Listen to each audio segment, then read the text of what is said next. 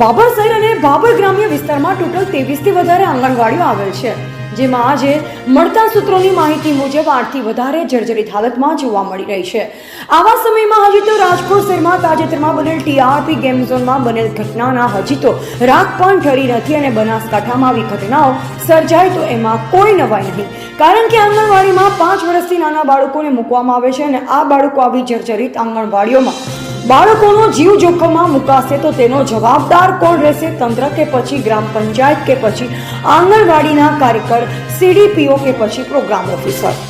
Hansaben Pandya CDPO દ્વારા મળતી માહિતી મુજબ ગ્રામ્ય વિસ્તારની ટોટલ 13 થી પણ વધારે આંગણવાડી ગ્રામ્ય વિસ્તારમાં આવેલ છે, જેનું બાંધકામ નવીન જોવા મળી રહ્યું છે અને ગ્રામ પંચાયતોની તમામ આંગણવાડીઓ હાલમાં કામકાજ થયું હોય તેમ લાગી રહ્યું છે, પરંતુ શહેરી વિસ્તારમાં આવતી 9 આંગણવાડીમાંથી માત્ર એક જ આંગણવાડીનું કામ થયેલ છે, બાકીની 8 આંગણવાડીઓ જર્જરિત હાલતમાં દેખાઈ રહી છે અને જો આ આંગણવાડીનું કામ તાત્કાલિક ધોરણે કરવામાં નહીં આવે તો કેટલા મા બાપ તેમના દીકરા ગુમાવશે, જેનો અંદાજો લગાવી શકીએ છીએ।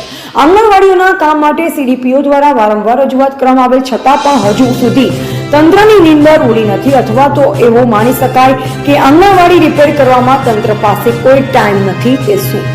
આ 8 આંગણવાડીઓનું કામ તાત્કાલિક કરવામાં આવે તેવી લોકમાંગ ઉઠી છે। અહેવાલ Yogesh Joshi, Babar, AGP news India.